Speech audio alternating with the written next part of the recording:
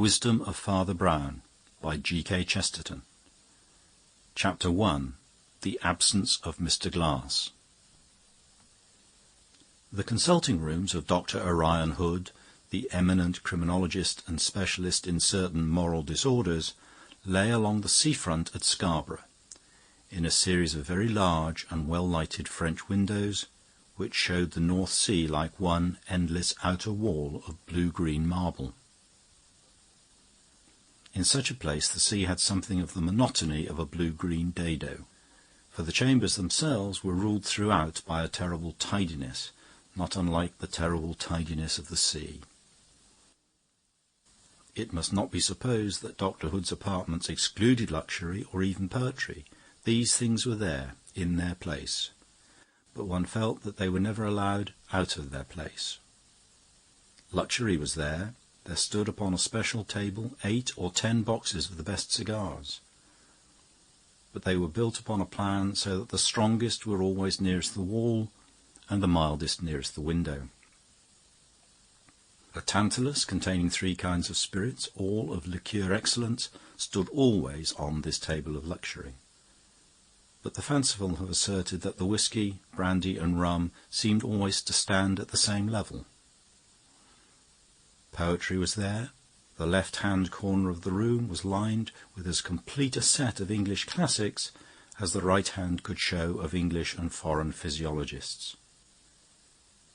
But if one took a volume of Chaucer or Shelley from that rank, its absence irritated the mind like a gap in a man's front teeth. One could not say the books were never read. Probably they were.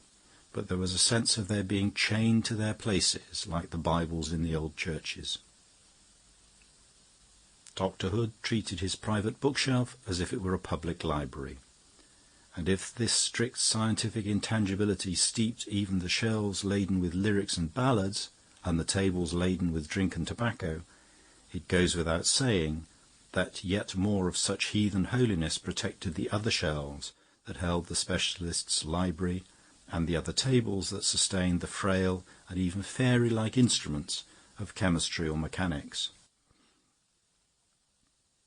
Dr. Hood paced the length of his string of apartments, bounded, as the boys' geographers say, on the east by the North Sea, and on the west by the serried ranks of his sociological and criminologist's library. He was clad in an artist's velvet, but with none of an artist's negligence. His hair was heavily shot with grey, but growing thick and healthy. His face was lean, but sanguine and expectant. Everything about him and his room indicated something at once rigid and restless, like that great northern sea by which, on pure principles of hygiene, he had built his home. Fate, being in a funny mood, pushed the door open and introduced into those long, strict, sea-flanked apartments one who was perhaps the most startling opposite of them and their master. In answer to a curt but civil summons, the door opened inwards, and there shambled into the room a shapeless little figure, which seemed to find its own hat and umbrella as unmanageable as a mass of luggage. The umbrella was a black and prosaic bundle long past repair. The hat was a broad curved black hat, clerical but not common in England. The man was the very embodiment of all that is homely and helpless.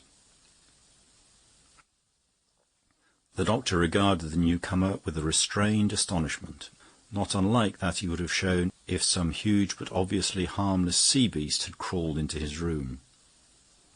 The newcomer regarded the doctor with that beaming but breathless geniality which characterizes a corpulent charwoman who has just managed to stuff herself into an omnibus. It is a rich confusion of social self-congratulation and bodily disarray. His hat tumbled to the carpet. His heavy umbrella slipped between his knees with a thud. He reached after the one and ducked after the other, but with an unimpaired smile on his round face spoke simultaneously as follows. "My name is Brown. Pray excuse me. I've come about the business of the MacNabs. I have heard you often help people out of such troubles. Pray excuse me if I am wrong." By this time he had sprawlingly recovered the hat, and made an odd little bobbing bow over it, as if setting everything quite right. "I hardly understand you," replied the scientist with cold intensity of manner. "I fear you have mistaken the chambers. I am Dr. Hood, and my work is almost entirely literary and educational. It is true that I have sometimes been consulted by the police in cases of peculiar difficulty and importance, but—" "Oh, this is of the greatest importance," broke in the little man called Brown. "Why her mother won't let them get engaged." And he leaned back in his chair in radiant rationality. The brows of Dr. Hood were drawn down darkly, but the eyes under them were bright with something that might be anger or might be amusement. "And still," he said, "I do not quite understand." "You see, they want to get married," said the man with the clerical hat. "Maggie McNab and young Todd Hunter want to get married. Now, what can be more important than that?" The great Orion Hood's scientific triumphs had deprived him of many things. Some said of his health, others of his God. But they had not wholly despoiled him of his sense of the absurd. At the last plea of the ingenuous priest, a chuckle broke out of him from inside, and he threw himself into an arm-chair in an ironical attitude of the consulting physician. "Mr. Brown," he said gravely, "it is quite 14.5 years since I was personally asked to test a personal problem. Then it was the case of an attempt to poison the French president at a Lord Mayor's banquet. It is now, I understand, a question of whether some friend of yours called Maggie is a suitable fiancé for some friend of hers called Todd Hunter. Well, Mr. Brown, I am a sportsman. I will take it on. I will give the McNab family my best advice. As good as I gave the French Republic and the King of England. No, better. 14 years better. I have nothing else to do this afternoon. Tell me your story." The little clergyman called Brown thanked him with unquestionable warmth, but still with a queer kind of simplicity. It was rather as if he were thanking a stranger in a smoking-room for some trouble in passing the matches, than as if he were, as he was, practically thanking the curator of Kew Gardens for coming with him into a field to find a four-leaf clover. With scarcely a semicolon after his hearty thanks, the little man began his recital. "I told you my name was Brown. Well, that's the fact. And I'm a priest of the little Catholic church I dare say you've seen beyond those straggly streets, where the town ends towards the north. In the last and straggliest of those streets, which runs along the sea like a sea wall, there is a very honest but rather sharp-tempered member of my flock, a widow called McNab. She has one daughter, and she lets lodgings, and between her and her daughter, and between her and her lodgers, well, I dare say there is a great deal to be said on both sides. At present she has only one lodger, the young man called Todd Hunter, but he has given more trouble than all the rest, for he wants to marry the young woman of the house." "And the young woman of the house," asked Dr. Hood, with huge and silent amusement, "what does she want?" "Why, she wants to marry him," cried Father Brown, sitting up eagerly. "That's just the awful complication." "It is indeed a hideous enigma," said Dr. Hood. "This young James Todd Hunter," continued the cleric, "is a very decent man as far as I know, but then nobody knows very much. He is a bright, brownish little fellow, agile like a monkey, clean-shaven like an actor, and obliging like a born courtier. He seems to have quite a pocketful of money, but nobody knows what his trade is. Mrs. McNab, therefore, being of a pessimistic turn, is quite sure it is something dreadful, and probably connected with dynamite. The dynamite must be of a shy and noiseless sort, for the poor fellow only shuts himself up for several hours of the day, and studies something behind a locked door. He declares his privacy is temporary and justified, and promises to explain before the wedding. That is all that anyone knows for certain, but Mrs. McNab will tell you a great deal more than even she is certain of. You know how the tales grow like grass on such a patch of ignorance as that. There are tales of two voices heard talking in the room, though, when the door is opened, Todd Hunter is always found alone. There are tales of a mysterious tall man in a silk hat, who once came out of the sea mists and apparently out of the sea, stepping softly across the sandy fields and through the small back garden at twilight, till he was heard talking to the lodger at his open window. The colloquy seemed to end in a quarrel. Todhunter dashed down his window with violence, and the man in the high hat melted into the sea fog again. This story is told by the family with the fiercest mystification, but I really think Mrs. MacNab prefers her own original tale, that the other man, or whatever it is, crawls out every night from the big box in the corner, which is kept locked all day. You see, therefore, how this sealed door of Todhunter's is treated as the gate of all the fancies and monstrosities of the 1001 Nights. And yet there is the little fellow in his respectable black jacket, as punctual and innocent as a parlour clock. He pays his rent to the tick, he is practically a teetotaler, he is tirelessly kind with the younger children, and can keep them amused for a day on end, and, last and most urgent of all, he has made himself equally popular with the eldest daughter, who is ready to go to church with him tomorrow. A man warmly concerned with any large theories has always a relish for applying them to any triviality. The great specialist, having condescended to the priest's simplicity, condescended expansively.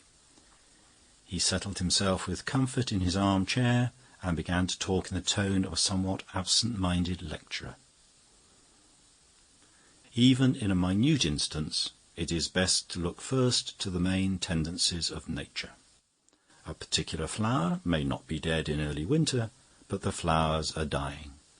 A particular pebble may never be wetted with the tide, but the tide is coming in. To the scientific eye, all human history is a series of collective movements, destructions or migrations, like the massacre of flies in winter or the return of birds in spring. Now, the root fact in all history is race. Race produces religion. Race produces legal and ethical wars. There is no stronger case than that of the wild, unworldly, and perishing stock which we commonly call the Celts, of whom your friends the MacNabs are specimens. Small, swarthy, and of this dreamy and drifting blood, they accept easily the superstitious explanation of any incidents, just as they still accept, you'll excuse me for saying, that superstitious explanation of all incidents which you and your church represent. It is not remarkable that such people, with the sea moaning behind them and the church, excuse me again, droning in front of them, should put fantastic features into what are probably plain events. You, with your small parochial responsibilities, see only this particular Mrs. MacNab, terrified with this particular tale of two voices and a tall man out of the sea. But the man with the scientific imagination sees, as it were, the whole clans of MacNabs scattered over the whole world, in its ultimate average as uniform as a tribe of birds. He sees thousands of Mrs. MacNabs, in thousands of houses, dropping their little drop of morbidity into the teacups of their friends. He sees... But before the scientist could conclude his sentence, another and more impatient summons sounded from without. Someone with swishing skirts was marshalled hurriedly down the corridor, and the door opened on a young girl, decently dressed, but disordered and red-hot with haste. She had sea-blown blonde hair, and would have been entirely beautiful if her cheekbones had not been, in the Scottish manner, a little high in relief as well as in colour. Her apology was almost as abrupt as a command. "I'm sorry to interrupt you, sir," she said, "but I had to follow Father Brown at once. It's nothing less than life or death." Father Brown began to get to his feet in some disorder. "Why, what's happened, Maggie?" he said. "James has been murdered, for all I can make out," answered the girl, still breathing hard from her rush. "That man Glass has been with him again. I heard them talking through the door, quite plain. Two separate voices, for James speaks low with a burr, and the other voice was high and quavery." "That man Glass," repeated the priest in some perplexity. "I know his name is Glass," answered the girl in great impatience. "I heard it through the door. They were quarrelling, about money, I think, for I heard James say again and again, 'That's right, Mr. Glass,' or 'No, Mr. Glass,' and then 'Two or three, Mr. Glass. But we're talking too much. You must come at once.' and there may be time yet." "But time for what?" asked Dr. Hood, who had been studying the young lady with marked interest. "What is there about Mr. Glass and his money troubles that should impel such urgency?" "I tried to break down the door and couldn't," answered the girl shortly. "Then I ran to the backyard and managed to climb onto the window-sill that looks into the room. It was dim and seemed to be empty, but I swear I saw James lying huddled up in a corner, as if he were drugged or strangled." "This is very serious," said Father Brown, gathering his errant hat and umbrella and standing up. "In point of fact, I was just putting your case before this gentleman, and his view—" "Has been largely altered," said the scientist gravely. "I do not think this young lady is so Celtic as I had supposed. As I have nothing else to do, I will put on my hat and stroll downtown with you." In a few minutes all three were approaching the dreary tail of the McNabbs street. The girl with the stern and breathless stride of the mountaineer, the criminologist with a lounging grace, which was not without a certain leopard-like swiftness, and the priest at an energetic trot entirely devoid of distinction. The aspect of this edge of the town was not entirely without justification for the doctor's hints about desolate moods and environments. The scattered houses stood farther and farther apart in a broken string along the seashore. The afternoon was closing with a premature and partly lurid twilight. The sea was of an inky purple and murmuring ominously. In the scrappy back garden of the McNabbs, which ran down towards the sand, two black, barren-looking trees stood up like demon hands held up in astonishment. And as Mrs. McNabb ran down the street to meet them, with lean hands similarly spread and her fierce face in shadow, she was a little like a demon herself. The doctor and the priest made scant reply to her shrill reiterations of her daughter's story, with more disturbing details of her own, to the divided vows of vengeance against Mr. Glass for murdering, and against Mr. Todhunter for being murdered, or against the latter for having dared to want to marry her daughter, and for not having lived to do it. They passed through the narrow passage in the front of the house until they came to the lodger's door at the back, and there Dr. Hood, with the trick of an old detective, put his shoulder sharply to the panel and burst in the door. It opened on a scene of silent catastrophe. No one seeing it, even for a flash, could doubt that the room had been the theatre of some thrilling collision between two or perhaps more persons. Playing cards lay littered across the table or fluttered about the floor as if a game had been interrupted. 2 wine glasses stood ready for wine on a side table, but a third lay smashed in a star of crystal upon the carpet. A few feet from it lay what looked like a long knife or short sword, straight but with an ornamental and pictured handle. Its dull blade just caught a grey glint from the dreary window behind, which showed the black trees against the leaden level of the sea. Towards the opposite corner of the room was rolled a gentleman's silk top hat, as if it had just been knocked off his head. So much so, indeed, that one almost looked to see it rolling. And in the corner behind it, thrown like a sack of potatoes, but corded like a railway trunk, lay Mr. James Todhunter, with a scarf across his mouth and 6 or 7 ropes knotted around his elbows and ankles. His brown eyes were alive and shifted alertly. Dr. Orion Hood paused for one instant on the doormat and drank in the whole scene of voiceless violence. Then he stepped swiftly across the carpet, picked up the tall silk hat, and gravely put it upon the head of the yet pinioned Todhunter. It was so much too large for him that it almost slipped down onto his shoulders. "Mr. Glass's hat," said the doctor, returning with it and peering into the inside with a pocket lens. How to explain the absence of Mr. Glass and the presence of Mr. Glass's hat? For Mr. Glass is not a careless man with his clothes. That hat is of a stylish shape, and systematically brushed and burnished, though not very new. An old dandy, I should think. "But, good heavens," called out Miss McNabb, "aren't you going to untie the man first?" "I say old, with intention, though not with certainty," continued the expositor. "My reason for it might seem a little far-fetched, The hair of human beings falls out in very varying degrees, but always falls out slightly. And with the lens I should see the tiny hairs in a hat recently worn.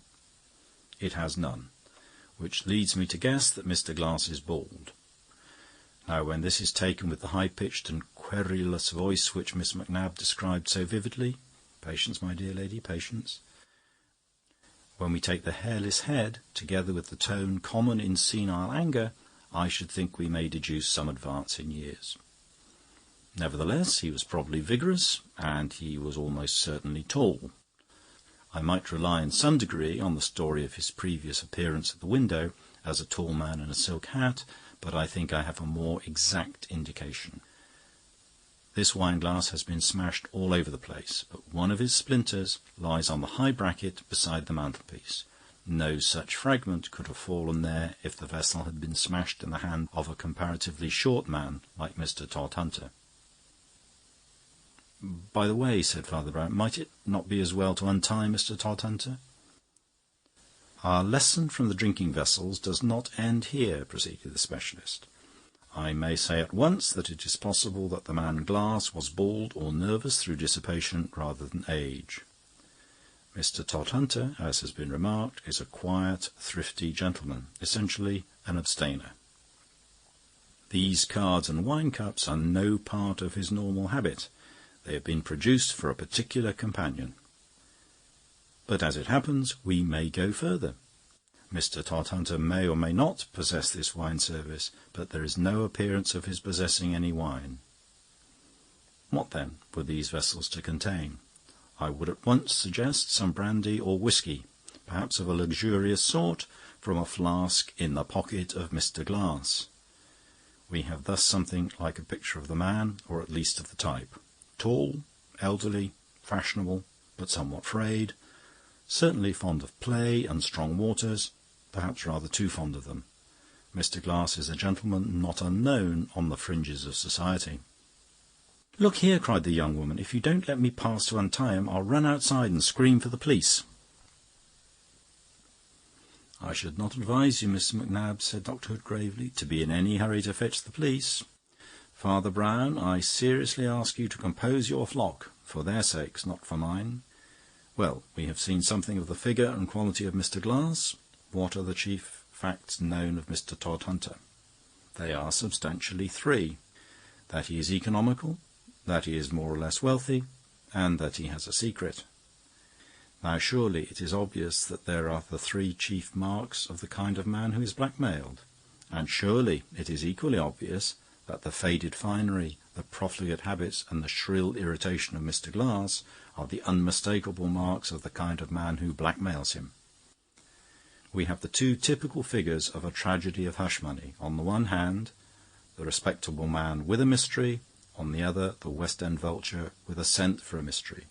These two men have met here today and have quarrelled, using blows and a bare weapon." "Are you going to take those ropes off?" asked the girl stubbornly.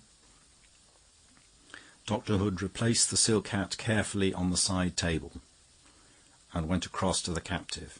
He studied him intently, even moving him a little and half turning him round by the shoulders, but he only answered, "No, I think these ropes will do very well till your friends the police bring the handcuffs." Father Brown, who had been looking dully at the carpet, lifted his round face and said, "What do you mean?" The man of science had picked up the peculiar dagger sword from the carpet and was examining it intently as he answered. "Because you find Mr. Todhunter tied up," he said, "you all jump to the conclusion that Mr. Glass has tied him up, and then, I suppose, escaped. There are 4 objections to this. First, why should a gentleman so dressy as our friend Glass leave his hat behind him, if he left of his own free will? Second," he continued, moving towards the window, "this is the only exit, and it is locked on the inside.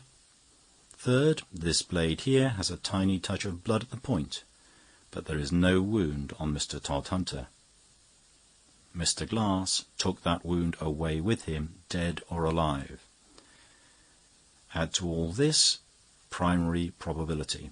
It is much more likely that the blackmailed person would try to kill his incubus rather than the blackmailer would try to kill the goose that lays his golden egg. There, I think, we have a pretty complete story." "But the ropes?" inquired the priest, whose eyes had remained open with a rather vacant admiration. "Ah, the ropes," said the expert with a singular intonation. Miss Macnab very much wanted to know why I did not set Mr. Todhunter free from his ropes. Well, I will tell her. I did not do it because Mr. Todhunter can set himself free from them at any minute he chooses. "What?" cried the audience, on quite different notes of astonishment. "I have looked at all the knots on Mr. Todhunter," reiterated Hood quietly. "I happen to know something about knots. They are quite a branch of criminal science. Every one of those knots he has made himself and could loosen himself. Not one of them would have been made by an enemy really trying to pinion him. The whole of this affair of the ropes is a clever fake to make us think him the victim of the struggle, instead of the wretched Glass, whose corpse may be hidden in the garden or stuffed up the chimney."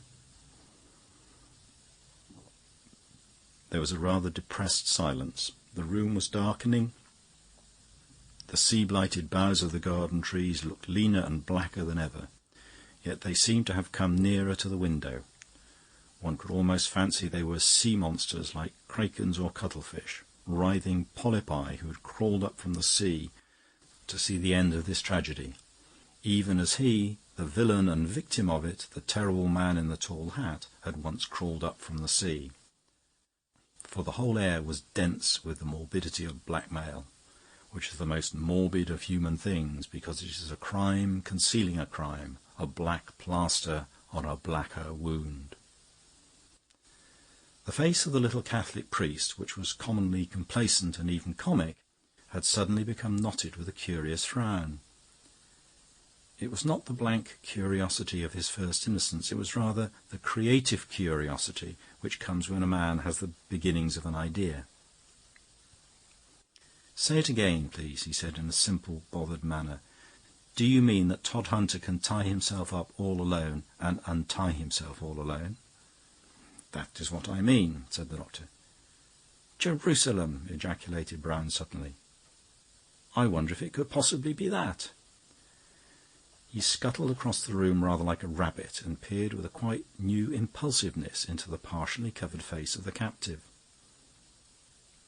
Then he turned his own rather fatuous face to the company. "Yes, that's it," he cried, in a certain excitement. "Can't you see it in the man's face? Why, look at his eyes." Both the Professor and the girl followed the direction of his glance, and though the broad black scarf completely masked the lower half of Todhunter's visage, they did grow conscious of something struggling and intense about the upper part of it. "His eyes do look queer," cried the young woman, strongly moved. "You brutes, I believe it's hurting him." "Not that, I think," said Dr. Hood. "The eyes have certainly a singular expression, but I should interpret those transverse wrinkles as expressing rather such slight psychological abnormality." "Oh, bosh!" cried Father Brown. "Can't you see he's laughing?" "Laughing?" repeated the doctor with a start. "But what on earth can he be laughing at?" "Well," replied the Reverend Brown apologetically, "not to put too fine a point on it, I think he's laughing at you. And indeed, I'm a little inclined to laugh at myself, now I know about it." "Now you know about what?" asked Hood in some exasperation.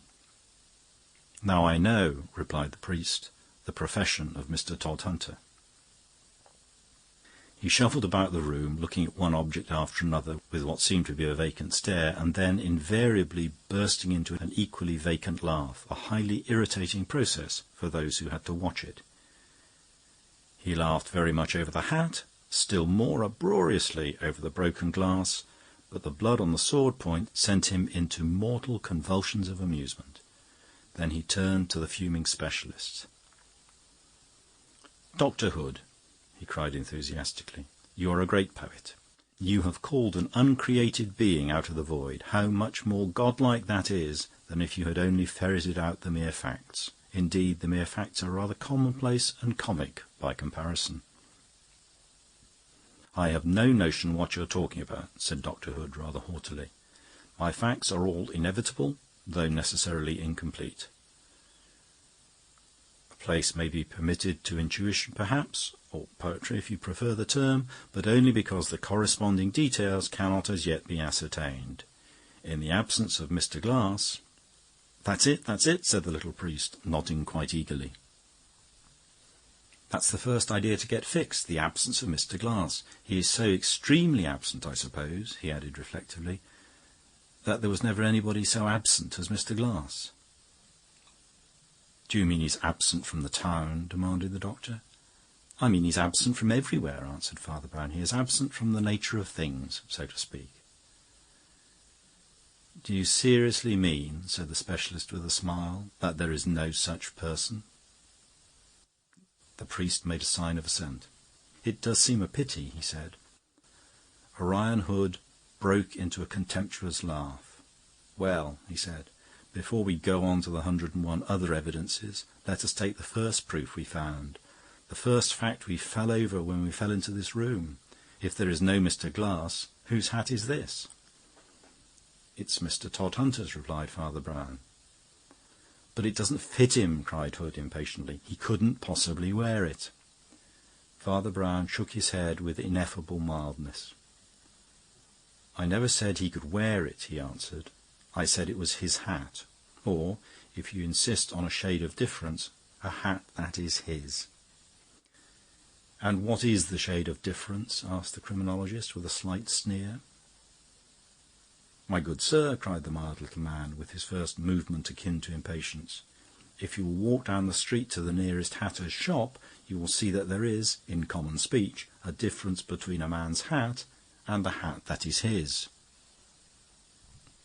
But a hatter, protested Hood, can get money out of his stock of new hats. What could Todhunter get out of this one old hat? Rabbits, replied Father Brown promptly. What? Cried Dr. Hood.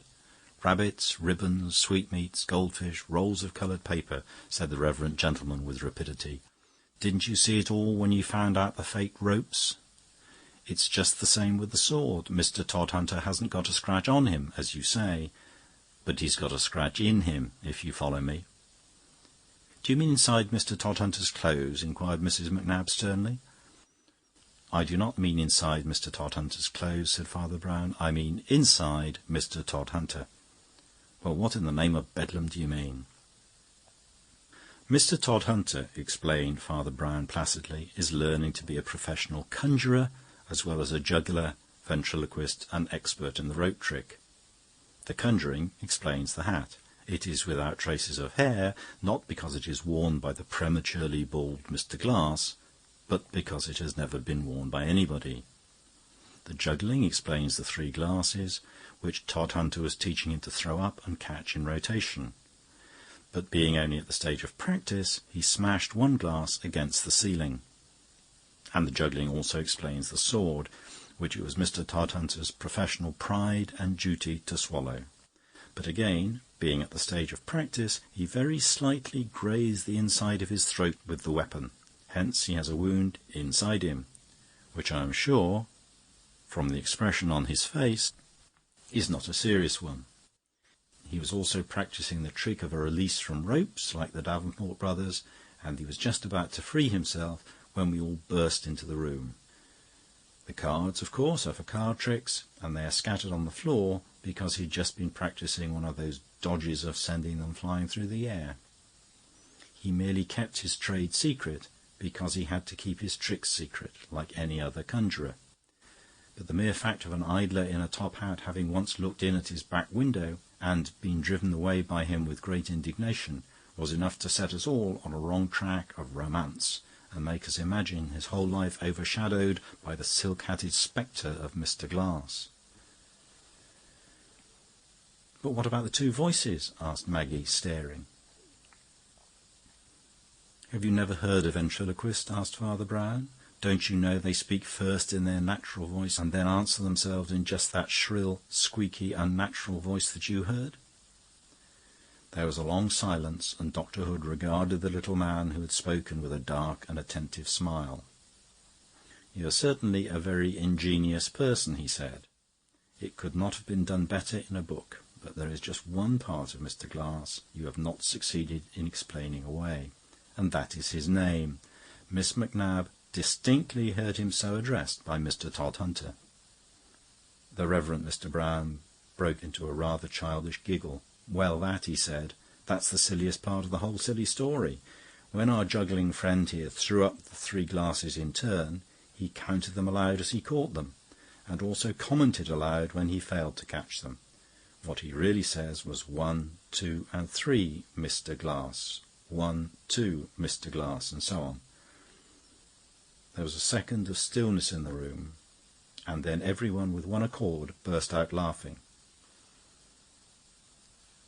As they did so, the figure in the corner complacently uncoiled all the ropes and let them fall with a flourish. Then, advancing into the middle of the room with a bow, he produced from his pocket a big bill printed in blue and red, which announced that Zaladin, the world's greatest conjurer, contortionist, ventriloquist, and human kangaroo, would be ready with an entirely new series of tricks at the Empire Pavilion, Scarborough, on Monday next, at 8 o'clock precisely. End of chapter.